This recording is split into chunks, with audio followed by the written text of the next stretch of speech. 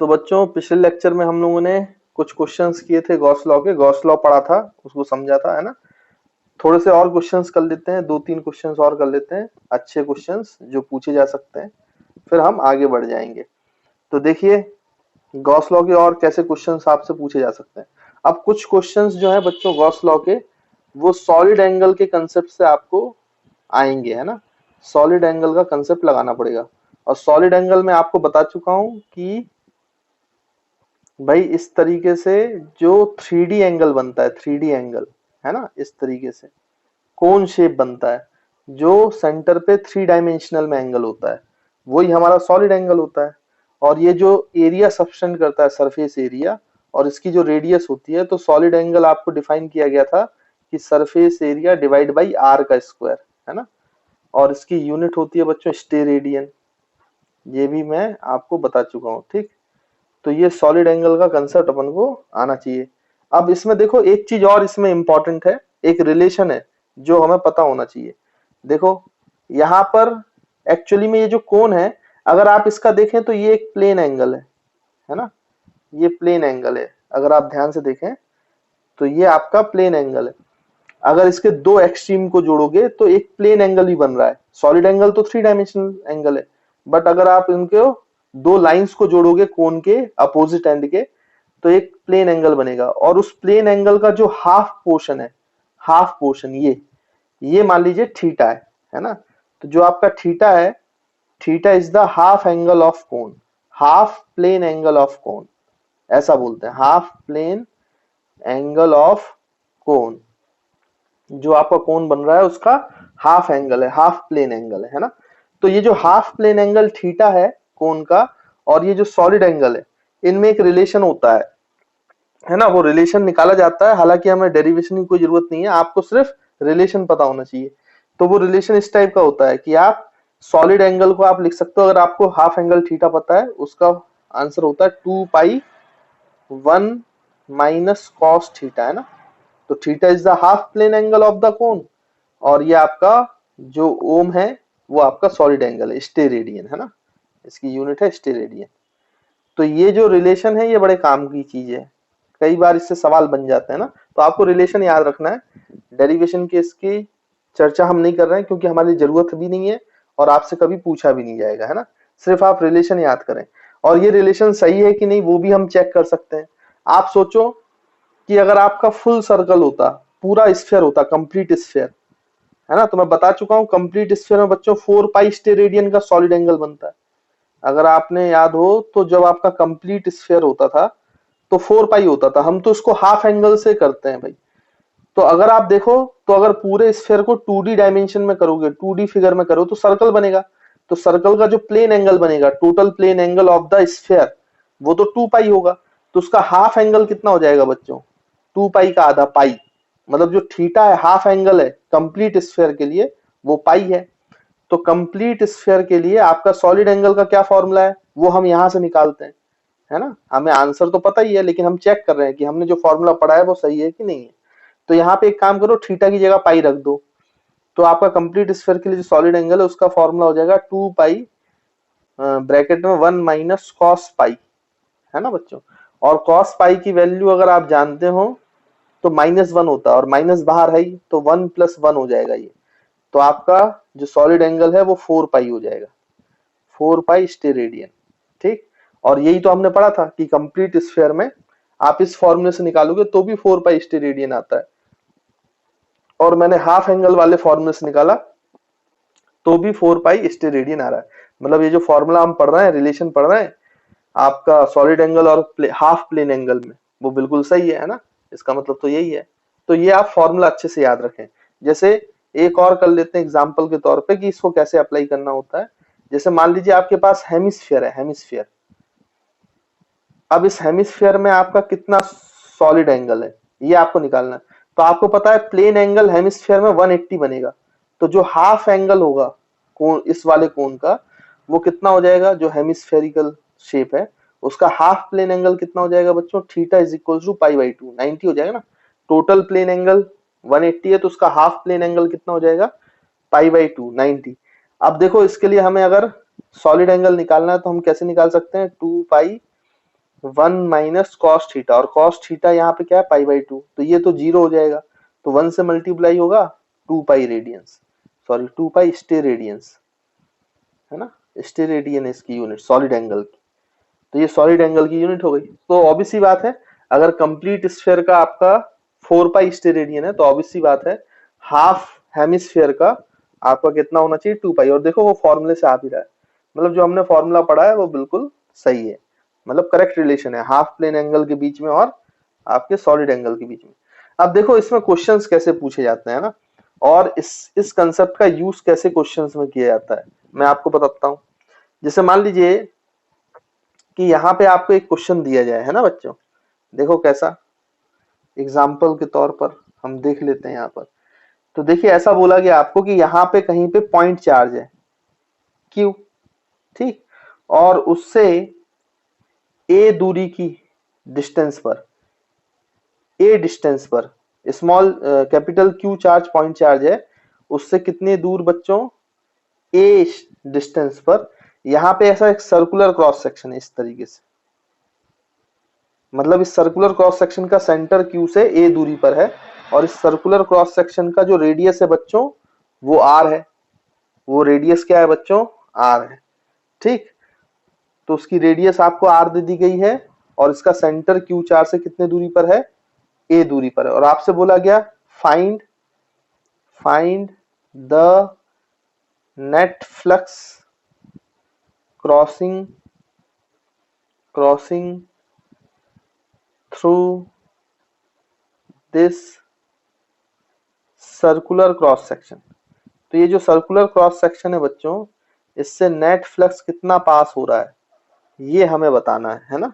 अब देखो ये कैसे करेंगे, अगर आप वैसे जाओगे ना इंटीग्रेशन से, तो ये बड़ा ही डिफिकल्ट सवाल हो जाएगा बच्चों, क्योंकि देखो यहाँ पे इलेक्ट्रिक फील्ड इसके कारण ऐसी होगी और एरिया वेक्टर भी ऐसा होगा, तो यहाँ तो एंगल 0 होगा, लेकिन आप सोचो यहाँ पे इलेक्ट्रिक फील्ड जब टॉप मोस्ट पॉइंट पे है तो इलेक्ट्रिक फील्ड ऐसे होगी radial outward, but area vector तो इस सर्कल के परपेंडिकुलर ऐसे होगा ना, तो यहाँ पे एंगल 0 और यहाँ पे कुछ एंगल हो गया, मतलब इसके हर पॉइंट पे एंगल बदल रहा है, तो एंगल तो वेरी कर ही रहा है।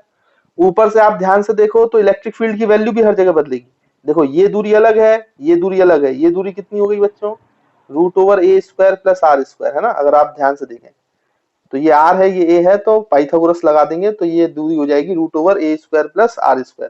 तो देखो ये डिस्टेंस अलग है, वैसे हर पॉइंट पर डिस्टेंस अलग अलग हो जाएगी, तो इलेक्ट्रिक फील्ड की वैल्यू क्या होती है kq अपॉन r², और r बदल रहा है, r मतलब स्मॉल r जो डिस्टेंस है, तो हर पॉइंट का वो चेंज होगा, मतलब यहाँ इलेक्ट्रिक फील्ड भी वेरिएबल है, एंगल भी वेरिएबल है ना, तो उसको फिर आप इंटीग्रेशन करके फ्लक्स निकाल पाओगे इससे। और यकीन मानो आप जब इंटीग्रेशन से इसको सॉल्व करोगे तो एक पेज का सॉल्यूशन होता है 1.5 पेज का, और उसमें भी दिमाग बहुत लगाना पड़ेगा, अकल बहुत लगानी पड़ेगी आपको, है ना, अच्छा खासा सॉल्यूशन आता है इस सवाल का, है ना। तो इंटीग्रेशन से ना करके हम इसको किससे कर सकते हैं बच्चों, गॉस लॉ के हेल्प से, है ना, लेकिन गॉस लॉ की हेल्प से इसको सॉल्व करने के लिए हमें सॉलिड एंगल आना चाहिए। अब ध्यान से देखो सॉलिड एंगल का कंसेप्ट यहाँ पे कैसे लगाएंगे, तो आप ध्यान से देखो, तो अगर आप इस सर्कुलर क्रॉस सेक्शन को एक कोन की तरह मान लो, कोन की तरह जिसका हाफ एंगल थीटा है, देखो, और ये आपका कोन है जो यहाँ पे सॉलिड एंगल बना रहा था, और ये सॉलिड एंगल ओमेगा बना रहा है, मतलब जो आपने कोन माना ना बच्चों, कोन, उस कोन का ये फ्लैट सरफेस है जो सर्कुलर सरफेस है। अब ऑब्वियस सी बात है जितनी भी फील्ड लाइंस इस फ्लैट सरफेस से पास होंगी उतनी ही फील्ड लाइंस इस स्फीयर से पास होंगी, क्योंकि है तो इसी का सॉलिड एंगल वो, ये जो हमने स्फीयर माना है इसी का सॉलिड एंगल कंटेन कर रहा है ना ये सर्कुलर क्रॉस सेक्शन, तो जितनी field line circular cross section से पास होंगी वही इस कोन से पास होंगी, तो अगर मैं कोन से इलेक्ट्रिक फील्ड निकाल लूं और कोन से फ्लक्स निकाल लूं तो वो सर्कुलर क्रॉस सेक्शन का फ्लक्स होगा। अब देखो बच्चों ये जो कोन का पार्ट है ये किसी बड़े स्फीयर का छोटा सा पार्ट है, अगर मैं इसको पूरा स्फीयर मान लेता, क्लोज्ड सरफेस, अगर मैं इसको पूरा स्फीयर मान लेता तो ये जो ओमेगा सॉलिड एंगल है वो एक स्फीयर का पार्ट ही तो है बच्चों, है ना, ये तो मुझे समझ में आया। और इसकी इस स्फीयर की रेडियस कितनी हो गई बच्चों, इस स्फीयर की रेडियस हो गई ये √a² प्लस r², हालांकि अपन को रेडियस से कोई लेना देना नहीं है, आप तो ऐसा समझो कि अगर ये कंप्लीट स्फीयर होता तो ये जो कोन बन रहा है ये कौन इस कंप्लीट स्फीयर का एक छोटा सा पार्ट है। और ये जो क्यू चार्ज है, क्योंकि मैंने स्फीयर ऐसा चूज किया है कि ये जो क्यू चार्ज है वो स्फीयर के सेंटर में आ गया है, इस क्लोज्ड स्फीयर के सेंटर पे आ गया है। तो इसका मतलब यूनिफॉर्मली इलेक्ट्रिक फील्ड लाइंस निकल रही हैं, यूनिफॉर्मली इलेक्ट्रिक फील्ड लाइंस निकल रही हैं। यानी कि अगर मैं per unit area electric field निकालूं, फ्लक्स निकालूं और इस एरिया से डिवाइड कर दूं, इस सॉलिड एंगल से डिवाइड कर दूं, तो मेरा काम बन जाएगा। मेरे को इस सर्कुलर क्रॉस सेक्शन के थ्रू क्या मिल जाएगा बच्चों, आपका फ्लक्स मिल जाएगा। तो सॉल्यूशन करते हैं, देखिए। तो एक बात बताओ, ये जो पूरा क्लोज्ड सरफेस है जो डॉटेड लाइन में अपन ने बनाया है, इस पूरे क्लोज्ड सरफेस में कितना फ्लक्स पास हो रहा है? तो इस क्लोज्ड सरफेस के अंदर चार्ज इनक्लोज्ड कितना है बच्चों?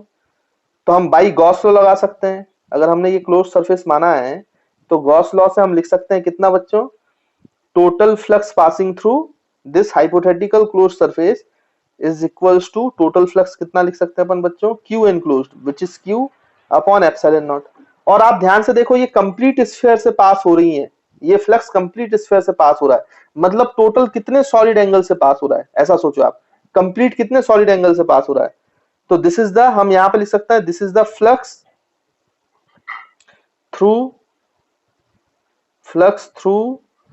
4 पाई स्टेरेडियन, कंप्लीट स्फीयर से हो रहा है ना बच्चों, स्टेरेडियन। तो ये पूरे 4 पाई स्टेरेडियन से सॉल्व हुआ है। तो भाई इसमें कितना होगा आपके, इतने ये ओम सॉलिड एंगल से कितना फ्लक्स पास होगा वो भी हम निकाल सकते हैं। देखो 4 पाई स्टेरेडियन से इतना फ्लक्स पास हुआ है, तो आप लोग मुझे बताओ 1 स्टेरेडियन के सॉलिड एंगल से कितना फ्लक्स पास होगा, 1 स्टेरेडियन। तो flux through 1 steradian solid angle 4 पाई स्टेरेडियन से क्यू अपॉन एप्सिलॉन नॉट पूरे स्फीयर से, तो 4 पाई से डिवाइड कर दो तो 1 स्टेरेडियन से आपको पता चल जाएगा। तो ये हो जाएगा Q upon 4 pi epsilon not. तो this is the flux through 1 steradian. तो 1 स्टेरेडियन से जो आपका फ्लक्स है वो Q upon 4 pi epsilon naught हो गया। तो अब मुझे ओम से निकालना है, क्योंकि मेरा जो ये सरफेस है सर्कुलर क्रॉस सेक्शन, ये कितना एंगल बना रहा है यहाँ पर, ओम सॉलिड एंगल है ना। तो ओम सॉलिड एंगल से कितना फ्लक्स पास होगा जो हमें क्वेश्चन पूछा गया है। तो हम यहाँ पे लिख सकते हैं फ्लक्स थ्रू ओम स्टेरेडियन का सॉलिड एंगल। तो 1 स्टेरेडियन से इतना फ्लक्स है, तो ओम से कितना होगा, मल्टीप्लाइड बाई ओम, ऐसा कर देंगे हम। तो Q upon 4 pi epsilon naught multiplied by solid angle ओम। तो आई होप आपको समझ में आ गया वो फ्लक्स क्या है। अब यहाँ पे ओम की अगर हम वैल्यू निकाल लें, ये सॉलिड एंगल निकाल लें, तो हमारा काम बन जाए। अब देखो हमें हाफ एंगल थीटा पता है बच्चों, तो अगर मुझे हाफ एंगल थीटा पता है तो मैं ओम निकाल सकता हूं। अभी मैंने रिलेशन देखा कि कोण का अगर मुझे हाफ एंगल पता है तो मैं क्या निकाल सकता हूं, बहुत इजीली आपका सॉलिड एंगल निकाल सकता हूं। तो यहां से हम निकाल लेते हैं, देखो। तो सॉलिड एंगल को हम यहां से इस रिलेशन से यूज करके निकाल लेंगे। तो ओम कितना हो जाएगा बच्चों, देखिए 2 पाई ब्रैकेट में 1 माइनस कॉस थीटा है ना। अब यहाँ पे ये थीटा की, कॉस थीटा की वैल्यू क्या हो जाएगी बच्चों, कॉस थीटा हो जाएगा बेस अपॉन हाइपोटेन्यूज। तो बेस क्या है बच्चों इस ट्राइंगल के लिए, ए अपॉन ये रूट ओवर लगा देंगे। तो हम यहाँ पे जो सॉलिड एंगल है, जो ये सर्कुलर क्रॉस सेक्शन सब्टेंड कर रहा है 3D एंगल, वो हो जाएगा 1 माइनस कॉस थीटा, और कॉस थीटा हो जाएगा बेस मतलब A upon root over A square plus are square, और ये ब्रैकेट क्लोज। तो ये आपका क्या हो गया बच्चों, सॉलिड एंगल आ गया। तो अब जो हमारा फ्लक्स पूछा था सर्कुलर क्रॉस सेक्शन से, ओम की वैल्यू आप यहाँ पे रख दो तो आपको आंसर मिल जाएगा। तो देखो बच्चों यहाँ पे फर्दर हम सॉल्व करेंगे इसको। तो Q upon 4 pi epsilon naught, और ओम की वैल्यू क्या आ गई आपके पास, 2 pi 1 minus a upon root over A square plus are square, और ब्रैकेट क्या हो जाएगा बच्चों, क्लोज हो जाएगा, है ना। फिर इसी तरीके से आप क्या कर सकते हो, यहाँ से देखो क्या कैंसिल हो जाएगा, 2 पाई और 2 पाई, तो यहाँ पे ये 2 बचेगा। तो जो आपका फाइनल आंसर आया बच्चों, तो फाइनल आंसर मैं यहाँ पे लिख देता हूँ बीच में। जो फाइनल आंसर आया है फ्लक्स थ्रू ओम स्टेरेडियन या सर्कुलर क्रॉस सेक्शन, वो कितना हो जाएगा, यहाँ पे 2 पाई कैंसिल, तो ये क्यू अपॉन 2 एप्सिलॉन नॉट बचेगा ना, क्यू अपॉन 2 एप्सिलॉन नॉट, और ब्रैकेट में बचेगा 1 minus a upon root over A square plus are square. This is the answer to this problem. देखो तो इसमें थोड़ा सा दिमाग लगाना पड़ा है, बट इसमें कैलकुलेशन नहीं करनी पड़ी उतनी आपको, लेकिन अगर इसको इंटीग्रेशन से करने जाओगे तो कैलकुलेशन बहुत लंबी हो जाएगी, दिमाग भी लगाना पड़ेगा और बहुत लंबा सॉल्यूशन हो जाएगा। लेकिन अगर आपको सॉलिड एंगल का कंसेप्ट आता है और अगर आपको क्या पता है बच्चों, गॉस लॉ, तो इसी सवाल को आप बहुत आसानी से कर सकते हो। तो आई होप आपको ये क्वेश्चन क्लियर होगा। तो देखिए बच्चों, फ्लक्स से रिलेटेड, गॉस लॉ से रिलेटेड और सॉलिड एंगल से रिलेटेड एक और सवाल है, इसको हम लोग कर लेते हैं। और ये सवाल पहले एग्जाम में पूछा जा चुका है, देखें कैसे। एक बोला गया सिलेंडर है, सिलेंड्रिकल सरफेस है, तो एक कर्व सरफेस एरिया होता है और इसमें दो ट्राइंगल सर्कुलर फेस होते हैं ना, लेफ्ट और राइट, और एक कर्व सरफेस एरिया होता है। और लेंथ सिलेंडर की एल दी गई है, रेडियस आर दिया गया है, और इसके बीचों बीच मिड पॉइंट पर आपका चार्ज क्यू रखा गया है। तो अगर यहां से मिड पॉइंट पे रखा गया है तो ये वाली दूरी अगर टोटल एल है तो ये L/2 हो जाएगी, ये हमें समझ में आता है।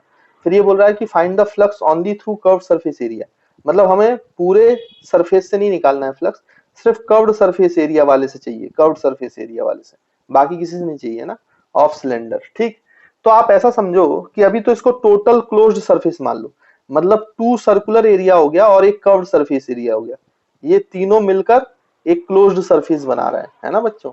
तो हम यहाँ पे क्या कर सकते हैं, सॉल्यूशन में लिख सकते हैं, यहाँ पर देखिए कि जो आपका टोटल फ्लक्स है, टोटल फ्लक्स वो जो क्लोज्ड सरफेस से पास हो रहा है, क्लोज्ड सरफेस, तो क्लोज्ड सरफेस में कौन कौन है बच्चों, flux through curved surface, curved surface, और plus flux through 2 circular surface.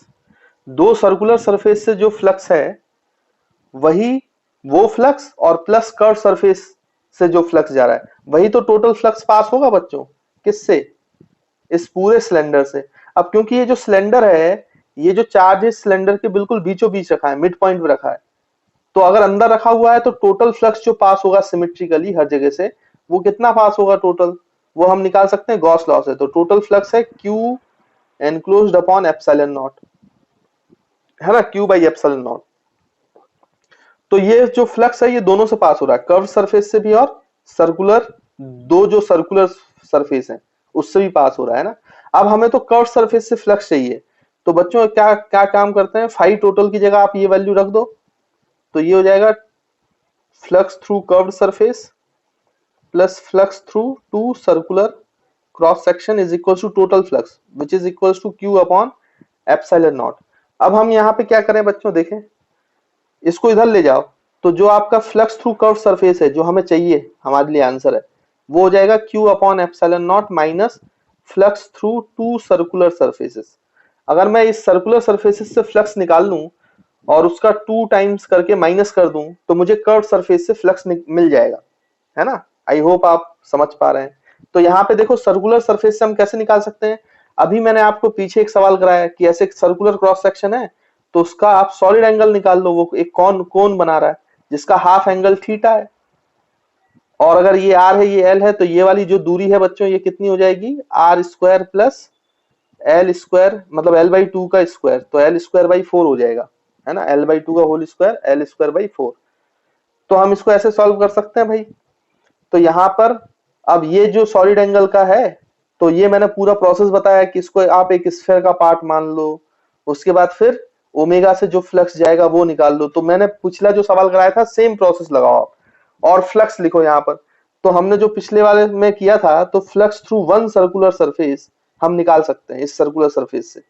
कितना हो जाएगा बच्चों, याद करो, अभी आपको मैंने फॉर्मूला लिखवाया, मतलब पूरा आया था वो। तो ये हो जाएगा Q upon 2 epsilon naught 1 minus cos theta, और यहाँ पे कॉस थीटा कितना लिखोगे बच्चों, बेस अपॉन हाइपोटेनिस। तो बेस हो गया आपका L/2 और हाइपोटेनिस हो गया ये आपका। तो यहाँ से आप एलसीएम ले लो, तो इसको आप ऐसे भी लिख सकते हो, root over 4r square, LCM लोगे तो ये 4r स्क्वायर हो जाएगा प्लस l स्क्वायर हो जाएगा, और डिवाइड बाई बच्चों क्या होगा, डिवाइड बाई रूट 4 होगा, तो रूट 4 मतलब 2, तो डिवाइड बाई 2, तो ये ऊपर चला जाएगा तो 2 आ जाएगा, तो 2 और 2 कैंसिल, मैंने डायरेक्ट लिख दिया भाई, है ना। तो ये आप सॉल्व कर लेना, मतलब ये वो पुराना वाला कर दिया, जहां a लिखा था वहां पे a की जगह L/2 आ गया, ठीक। और इसको आप जब सॉल्व करोगे तो ये हो जाएगा Q upon 2 epsilon naught 1 minus L upon root over 4r square plus L square. अब देखो बच्चों, इतना आपने सॉल्व कर लिया तो सर्कुलर क्रॉस सेक्शन से निकाल लिया तो उसका 2 टाइम्स करना पड़ेगा, माइनस करना पड़ेगा क्यू, तब कर्व सरफेस का फ्लक्स आएगा। तो flux through curve surface area आप डायरेक्टली लिख सकते हो बच्चों कितना, Q upon epsilon not minus, ये पूरा लिखना है अपन को, तो ये कितना हो जाएगा बच्चों, क्यू अपॉन 2 एप्सिलॉन नॉट, और उसका 2 टाइम्स, देखो 2 सर्कुलर एरिया ना, एक सर्कल का इतना है तो 2 सर्कुलर का सेम यहीं पे सिमेट्रिक है वो, तो 2 टाइम्स हो जाएगा, तो दिस इज मल्टीप्लाइड बाई 2, और 1 minus L upon root over 4r square plus L square, और ये 2 और ये 2 कैंसिल हो जाएगा।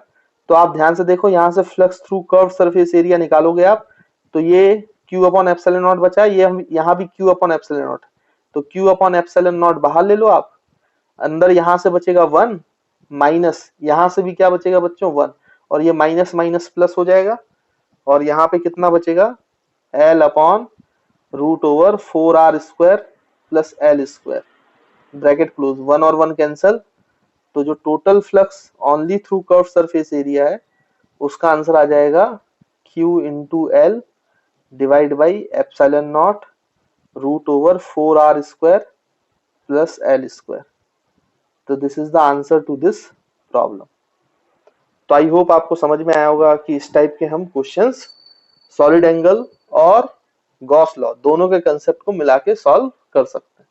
तो देखिए स्टूडेंट्स, अब ये हमारे पास न्यूमेरिकल है, प्रॉब्लम है, इसको हमें सॉल्व करना है, और इसमें कहा गया है कि आपका जो दो चार्जेस हैं, दो चार्ज का अरेंजमेंट है, एक Q1 चार्ज है और एक Q2 चार्ज है, दोनों का मैग्नीट्यूड कुछ है ना बच्चों, दोनों के मैग्नीट्यूड की वैल्यू कुछ है, अलग अलग है, ऐसा बोला गया है। और यहाँ पे ये आपको कंडीशन दी है कि जितनी भी इलेक्ट्रिक फील्ड लाइंस Q1 से ओरिजिनेट होती हैं अल्फा एंगल में, वो सारी इलेक्ट्रिक फील्ड लाइंस Q2 पे टर्मिनेट होती हैं, माइनस Q2 पे टर्मिनेट होती हैं, बट कितने एंगल पे टर्मिनेट होती हैं, बीटा पर। यहाँ से अल्फा पे निकल रही हैं बट यहाँ पर बीटा एंगल पर टर्मिनेट होती हैं। तो आपसे बोला गया कि रेशियो बताना है आपको मैग्नीट्यूड का, Q1:Q2 का रेशियो क्या होगा। ठीक है बच्चों, अब आप ध्यान से देखें तो जितनी फील्ड लाइंस यहाँ से निकल रही है, अगर मैं यहाँ पे एक सॉलिड एंगल ले लूं तो इस सॉलिड एंगल से जितनी इलेक्ट्रिक फील्ड लाइन निकल रही है जिसका हाफ एंगल अल्फा है, वो सारी की सारी इलेक्ट्रिक फील्ड लाइंस वो माइनस Q2 पे टर्मिनेट हो रही हैं, और वो सॉलिड एंगल बना रही हैं, एक सॉलिड एंगल बना रही हैं, कोण बना रही हैं जिसका हाफ एंगल बीटा है। तो जितना आपका अल्फा वाले एंगल से, सॉलिड एंगल से लाइंस निकली हैं, वो सारी की सारी टर्मिनेट हो रही हैं बीटा के हाफ एंगल पर, उस सॉलिड एंगल पर। तो नंबर ऑफ फ्लक्स जो है वो तो सेम है भाई, जितनी भी लाइंस यहां से निकली इस वाले सॉलिड एंगल से, वो सारी की सारी इस वाले सॉलिड एंगल पे टर्मिनेट हो गई, मतलब फ्लक्स सेम है, सॉलिड एंगल भले ही अलग अलग है बट दोनों का जो फ्लक्स है वो कैसा है बच्चों, सेम। तो हम बोल सकते हैं कि जो फ्लक्स थ्रू Q1 ओरिजिनेट हो रहा है, फ्लक्स थ्रू Q1 वो टर्मिनेट हो रहा है कहां पर, फ्लक्स ऑफ माइनस Q2 में जो फ्लक्स टर्मिनेट हो रहा है, और जो प्लस Q1 से ओरिजिनेट हो रहा है, वो दोनों का फ्लक्स सेम है, क्योंकि जितनी नंबर ऑफ लाइंस यहां से ओरिजिनेट हुई हैं वो सारी की सारी यहां टर्मिनेट हुई हैं। अब देखो बच्चों, अभी मैंने आपको निकाला है कि अगर आपके पास हाफ एंगल अल्फा है तो उससे बनने वाला जो सॉलिड एंगल है उससे कितना फ्लक्स पास होता है, तो हमने अभी निकाला था, देखो क्या फॉर्मूला था उसका, कि charge upon Q1 upon 2 epsilon not, देखो यही फॉर्मूला तो था जो हमने सर्कुलर क्रॉस सेक्शन का लिखा था, और ब्रैकेट में 1 माइनस, ये बच्चों ये वैल्यू किसकी थी, ये तब थी जब हम इसका रेडियस जानते थे और इस डिस्टेंस जानते थे, लेकिन ये तो जानते नहीं, हम अल्फा जानते हैं एंगल, तो ये जो वैल्यू थी बच्चों ये कॉस की वैल्यू थी ना, कॉस थीटा की, तो यहाँ पे थीटा की जगह अल्फा है तो हम कॉस अल्फा लिख देंगे सिंपली। तो ये फ्लक्स ओरिजिनेट हुआ है अल्फा के हाफ एंगल में, किस चार्ज से, Q1 चार्ज से। तो इसमें कितना एंड हुआ है, बीटा के हाफ एंगल में, तो इसमें एंड हुआ है, यहाँ पे एंड होने के लिए जो चार्ज का मैग्नीट्यूड है वो Q2 है, डिवाइड बाई 2 एप्सिलॉन नॉट, और 1 माइनस इसका हाफ एंगल कितना है बच्चों, बीटा, तो ये फ्लक्स टर्मिनेट हुआ है कॉस बीटा। तो यहां से देखो 2 एप्सिलॉन नॉट कैंसल आउट, तो यहां से Q2 को उधर ले जाओ, तो Q1 is to Q2, Q1 Q2 का रेशियो क्या हो गया बच्चों, इसको cos अल्फा वाले को नीचे ले आओ, तो यहाँ बचा है 1 minus cos beta divide by 1 minus cos alpha. तो this is the answer to this problem.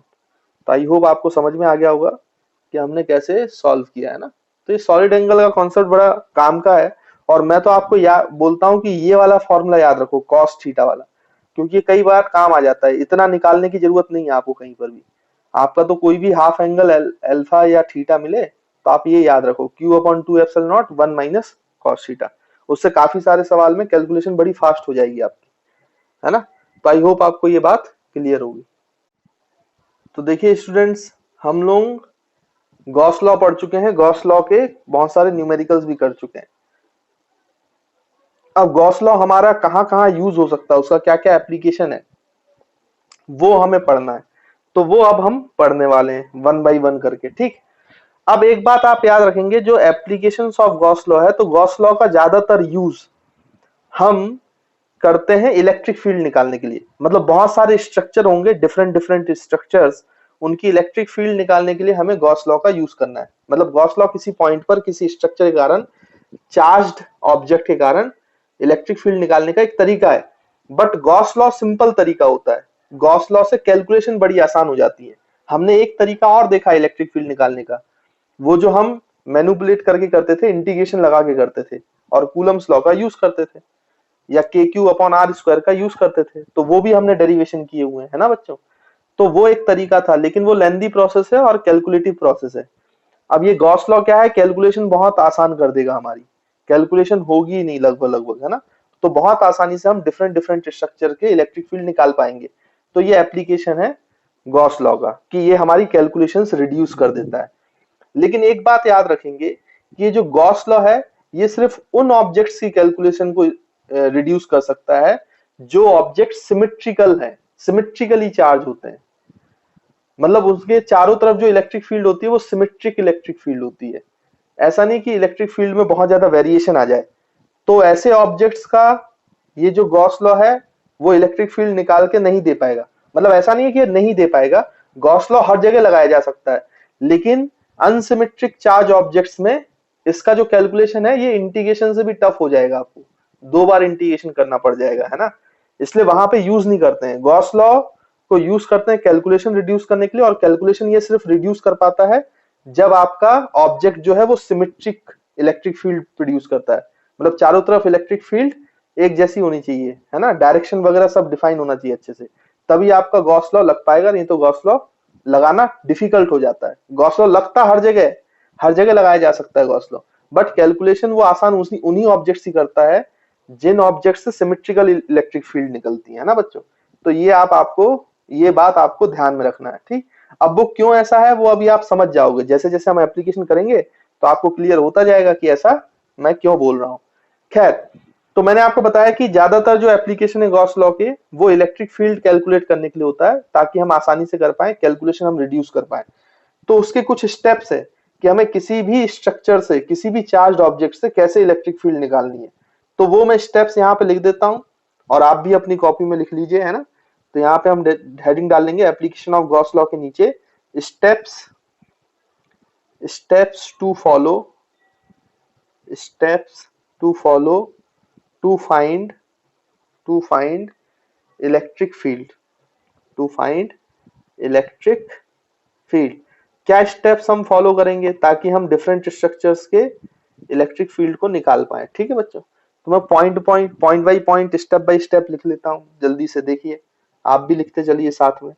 तो फर्स्ट जो स्टेप है वो है determine the direction of electric field. Determine the direction of electric field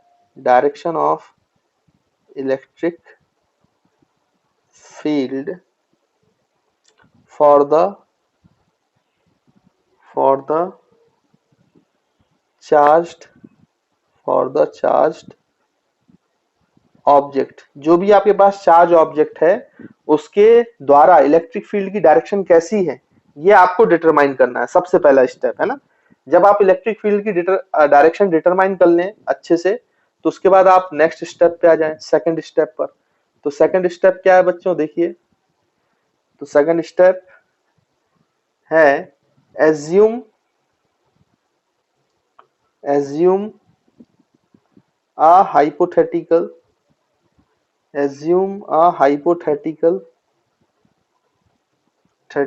closed surface, assume a hypothetical closed surface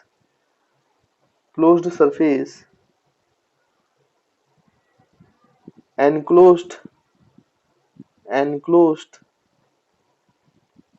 the charge object due to which we have to calculate electric field, and this hypothetical closed surface is known as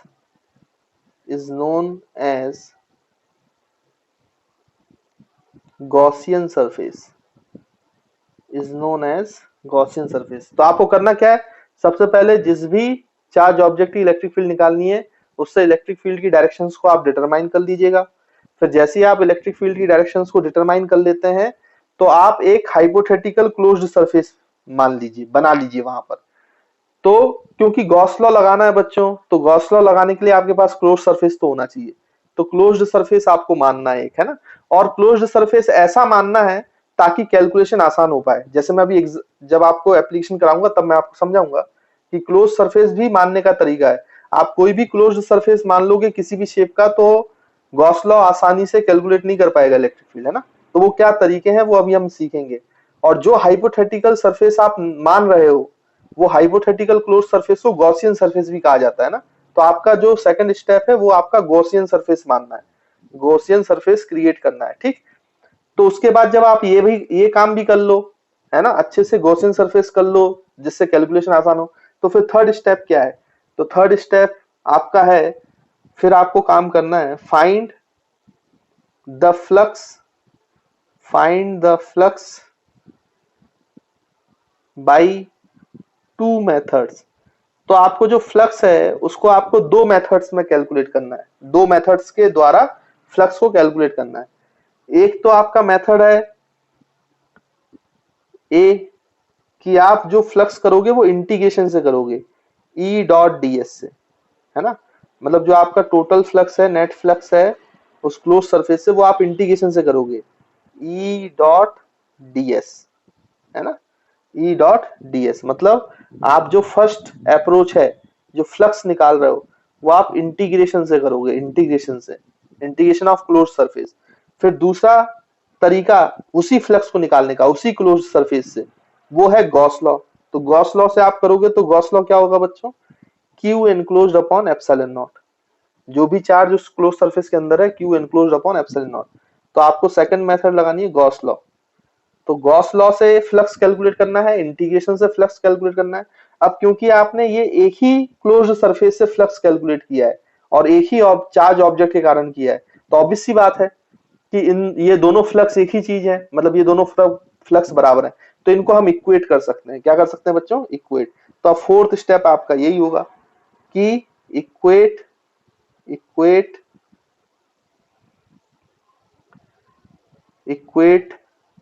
the flux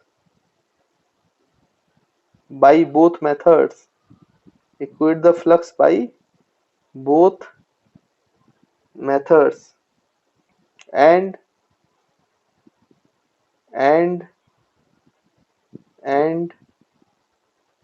get the value of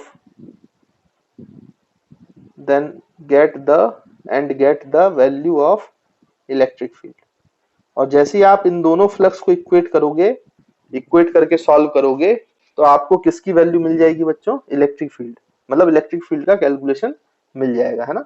तो इस तरीके से आपको 4 step में Gauss law apply करना है, मतलब उसके एप्लीकेशंस के लिए।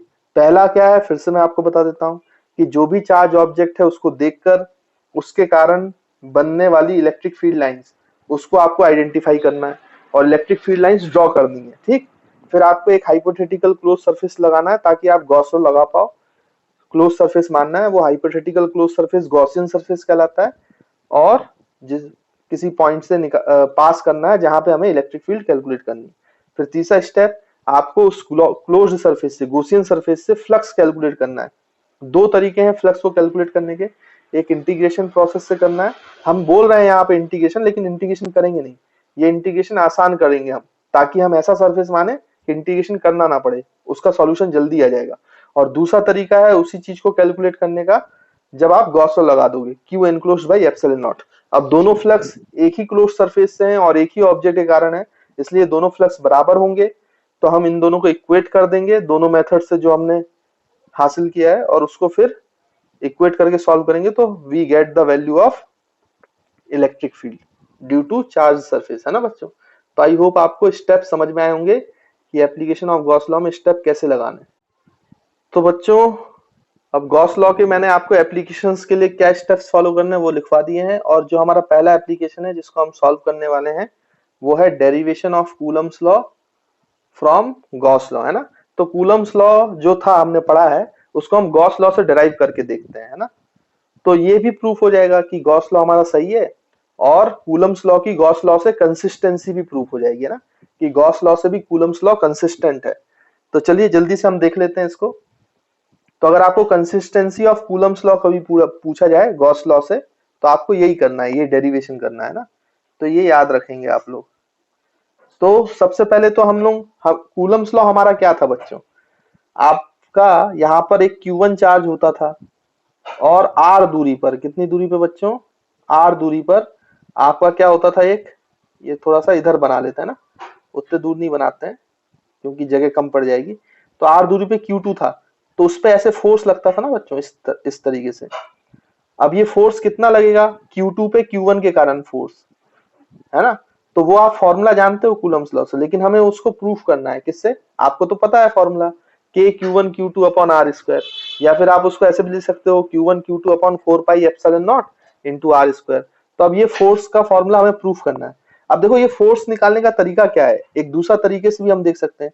अगर मान लो यहाँ पर Q1 के कारण इलेक्ट्रिक फील्ड E है बच्चों, Q1 के कारण इलेक्ट्रिक फील्ड E है, तो Q2 पे लगने वाला फोर्स क्या होगा, Q इंटू ई, Q मतलब Q2 इंटू ई, यही तो होगा फोर्स। भाई किसी भी पॉइंट पर इलेक्ट्रिक फील्ड ई है और वहां पे आप चार्ज ले जाओगे तो उस पर फोर्स कितना लगेगा, क्यू ई। तो यहाँ पे हम Q2 चार्ज लेके आए, Q1 के कारण R दूरी पे जो इलेक्ट्रिक फील्ड है वहां पे हम क्या लेके आए बच्चों, Q2 चार्ज लेके आए, तो उस पर फोर्स लगेगा Q2E। अब अगर हम ये इलेक्ट्रिक फील्ड निकाल लें और उसकी वैल्यू यहाँ पुट कर दें तो फोर्स की वैल्यू आ जाएगी।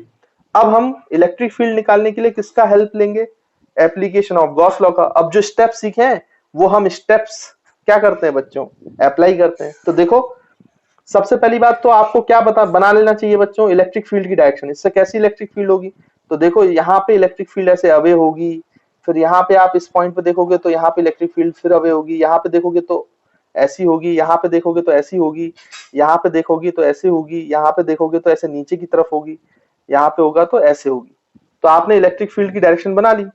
आपको ये समझ में आ रहा है कि ये कुछ रेडियली आउटवर्ड टाइप की इलेक्ट्रिक फील्ड है, हर डायरेक्शन में Q से बाहर जाती हुई, हर डायरेक्शन में Q से बाहर जाती हुई ऐसी इलेक्ट्रिक फील्ड है। तो हमने पहला स्टेप सॉल्व कर लिया। पहला स्टेप क्या था आपका एप्लीकेशन ऑफ गॉस लॉ का, कि identify the direction of electric field, तो वो हमने आइडेंटिफाई कर ली। अब आपको गॉस हाइपोथेटिकल क्लोज्ड सरफेस बनाना है, और ऐसा सरफेस बनाना है जिससे कैलकुलेशन आसान हो, इंटीग्रेशन ना करना पड़े। तो आप सोचो कि ऐसा क्लोज्ड सरफेस कैसा हो सकता है जिससे हमारा काम बन जाए और इंटीग्रेशन भी ज्यादा प्रॉब्लम ना जाए। तो इसका मतलब आपको एंगल भी फिक्स करना पड़ेगा बच्चों, ई डॉट डीएस लगाना ना आपको, तो एंगल भी फिक्स करना पड़ेगा। तो आप देखो कैसा आपको हाइपोथेटिकल सरफेस मानना पड़ेगा, आप स्फेरिकल सरफेस मानो। कैसा मानो, स्फेरिकल सरफेस। तो अगर आप हाइपोथेटिकल जो गॉसियन सरफेस है ये हमारा कौन सा सरफेस हो गया बच्चों, जो हाइपोथेटिकल हमने सरफेस माना हुआ है, क्लोज्ड सरफेस, इसको हम बोल रहे हैं गॉसियन सरफेस। अब ये गॉसियन सरफेस हमने स्फीयर लिया है, तो उससे क्या फायदा हुआ कि इसमें एरिया वेक्टर भी रेडियल होगा, हर पॉइंट पर एरिया वेक्टर भी रेडियल है और आपका इलेक्ट्रिक फील्ड भी बच्चों रेडियल है, एरिया वेक्टर भी रेडियल है, इलेक्ट्रिक फील्ड भी रेडियल है। तो एंगल दोनों के बीच में, एरिया वेक्टर और इलेक्ट्रिक फील्ड के बीच में एंगल हमेशा जीरो है। तो एक फायदा ये हो गया।